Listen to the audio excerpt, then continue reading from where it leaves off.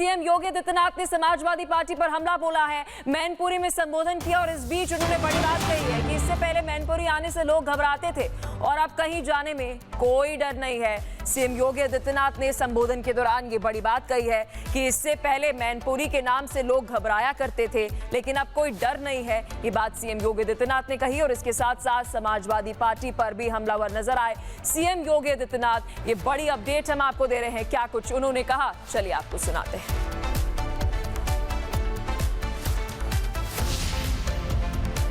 मैनपुरी, आज का मैनपुरी अपनी पौराणिक और ऐतिहासिक पहचान के लिए जाना जा रहा है। एक गौरवशाली विरासत। एक समय ऐसा भी था जब मैनपुरी के नाम पर लोग घबराते थे। मैनपुरी के नाम पर यहां के नौजवानों को होटल में कमरे नहीं मिलते थे, धर्मशाला में कोई टिकने नहीं देता था और दूसरे शहरों में वह कितना भी शरीफ हो, कितना भी ईमानदार हो, किराए के मकान देने में भी लोगों को थोड़ा परहेज करना होता था। लेकिन बहनों और भाइयों, आज मयन ऋषि और चवन ऋषि की इस पावन धरा को, उसके गौरव को, ये डबल इंजन की भारतीय जनता पार्टी की सरकार ने प्रधानमंत्री मोदी जी के मार्गदर्शन और नेतृत्व में उसे आज एक नई पहचान देने की दिशा में जो कदम बढ़ाए हैं। आज अगर मैनपुरी का नौजवान भी, मैनपुरी का किसान भी, मैनपुरी का व्यापारी भी अगर प्रदेश के बाहर देश के किसी कोने में जाता है और अगर वह अपना परिचय देता है कि मैं यूपी से हूं, मैनपुरी से हूं, सामने वाले व्यक्ति का चेहरा चमकता है और वह सम्मान देने के लिए उतावला दिखाई देता है। यह पहचान का संकट किसने खड़ा किया था? कौन वे लोग थे जिसने यहां के नौजवान की नौकरी छीनी थी, जिसने अन्नदाता किसान की खुशहाली छीनी थी, जिसने व्यापारियों को असुरक्षित कर दिया था और जिसने बेटी के सामने सुरक्षा का संकट खड़ा किया था? तो वही मैनपुरी से पहले सीएम योगी आदित्यनाथ आगरा में मौजूद थे। सीएम योगी ने विपक्ष पर जमकर हमला बोला। सीएम ने कहा कि भारत की प्रगति से विरोधी खुश नहीं है और इस समय सतर्क रहने की जरूरत है। सुनिए आप भी रिपोर्ट में।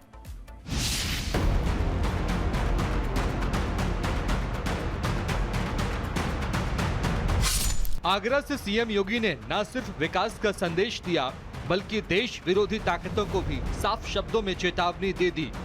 योगी ने कहा कि जब भारत हर क्षेत्र में इतिहास रच रहा है, जब देश का युवा खेल से लेकर विज्ञान तक दुनिया में नया मुकाम बना रहा है, तब भारत के विरोधी खुश नहीं हैं। ऐसे तत्व देश की तरक्की में बाधा डालना चाहते हैं, लेकिन सरकार ऐसे लोगों से सख्ती से निपटने के लिए पूरी तरह तैयार है। जिन लोगों को भारत की प्रगति अच्छी नहीं लग रही है, जिनको ये सब अच्छा नहीं लगता है, वे किसी न किसी रूप में समाज में विद्वेष की स्थिति पैदा करना चाहते हैं। इन सभी तकनीक की जानकारी उनके पास है।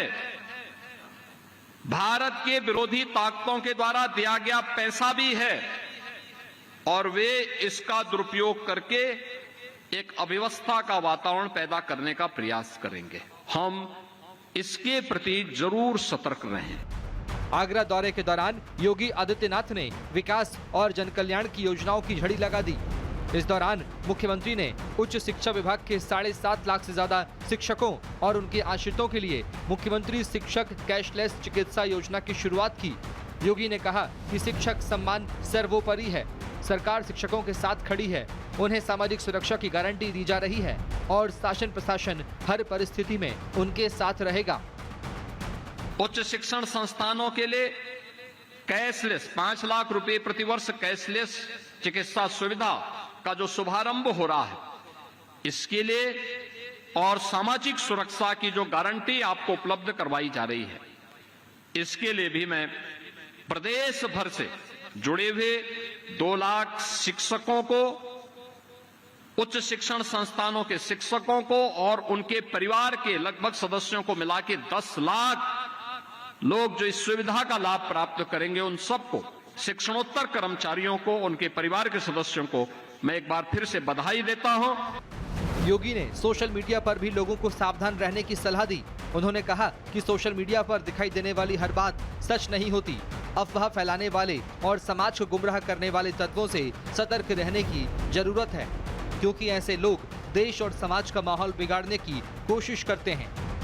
छात्रों को मोटिवेट करिए, उन्हें इस प्लेटफॉर्म के बारे में तथ्यों से अवगत कराइए कि सच क्या है, झूठ क्या है। सत्य के नजदीक लाने का प्रयास करिए। जो अनाम हैं, गुमनाम लोग हैं, गुमनाम प्लेटफॉर्म है, फेक अकाउंट हैं, उनके बारे में बताएं उनको कि भाई ये गुमराह करने वाले तथ्यों से हमें दूरी बनानी होगी। आगरा से मुख्यमंत्री योगी आदित्यनाथ का संदेश साफ है। एक तरफ विकास की रफ्तार को और तेज किया जाएगा, शिक्षकों, युवाओं और आम नागरिकों की सुरक्षा और सुविधाओं का दायरा बढ़ाया जाएगा, और दूसरी तरफ देश विरोधी सोच, अफवाह फैलाने वालों और भारत की प्रगति से परेशान ताकतों को किसी भी कीमत पर बख्शा नहीं जाएगा। Bureau report, Republic Bharat. और चलिए अब बात करते हैं संभल हिंसा की। संभल हिंसा के मुख्य आरोपी नाम जफर अली अब ओवैसी के मंच की नई पहचान बन गए हैं। 4 महीने जेल में रहने के बाद जफर अली ने AIMIM का दामन थाम लिया है। अब 2027 के चुनाव लड़ने की भी संकेत दिए जा रहे हैं। सवाल यह है कि जो नेता खुद को संविधान, इंसाफ और देशभक्ति का पैरोकार बताता है, क्या वही अब दंगा आरोपी के साथ मंच साझा कर रहा है? देखिए रिपोर्ट।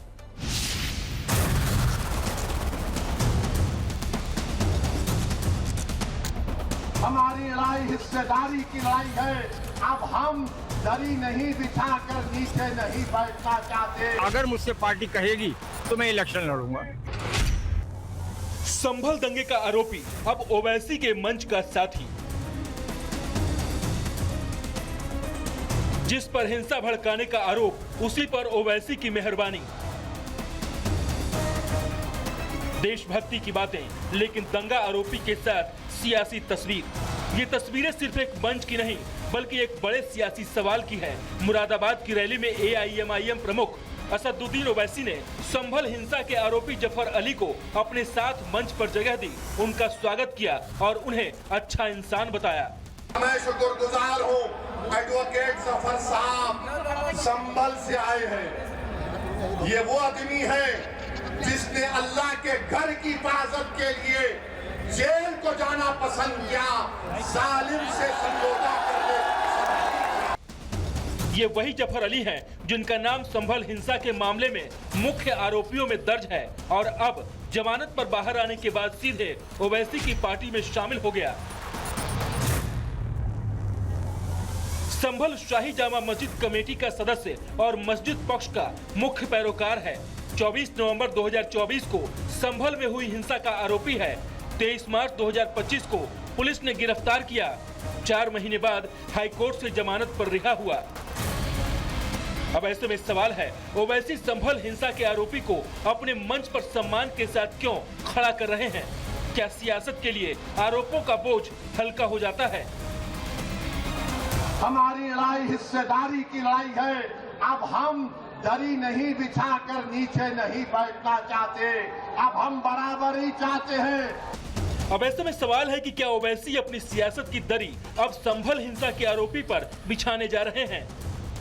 हम डर करोट नहीं डालेंगे, हम बेखौफ होकर उम्मीद की बुनियाद पर मजलिस को कामयाब करेंगे। मजबूरी के नाम पर आपने दूसरी पार्टी को वोट दिया, अब मजबूरी के नाम पर नहीं, अब बहादुरी के नाम पर वोट पड़ेगा इंशाअल्लाह। ओवैसी ने चुनावी बिगुल फूका तो उधर दंगा आरोपी जफर अली ने भी चुनाव लड़ने पर सहमति जता दी।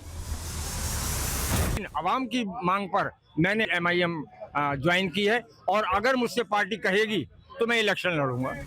पहलगाम में आतंकियों पर गरजने वाले ओवैसी, पाकिस्तान को ललकारने वाले ओवैसी, संविधान की दुहाई देने वाले ओवैसी, लेकिन संभल हिंसा मामले के आरोपी जफर अली के साथ मंच साझा करते ही अब उनकी सियासत खुद सवालों के घेरे में है। तो क्या यूपी की राजनीति में ओवैसी ने अपना नया चेहरा चुन लिया है या फिर वोट बैंक की नई बिसात बिछ चुकी है? Bureau report, Republic Bharat. तो वहीं दूसरी ओर उत्तर प्रदेश में अपराधियों के खिलाफ पुलिस का ऑपरेशन लगातार तेज हो रहा है। योगी राज में या तो अपराधी सरेंडर कर रहे हैं और या फिर मुठभेड़ में कानून का सामना कर रहे हैं। बागपत में इनामी शार्प शूटर विपुल उर्फ खूनी ढेर हो गया, जबकि बुलंदशहर में इनामी हिस्ट्री शीटर का हाफ एनकाउंटर हुआ है। पूरी खबर एक रिपोर्ट में।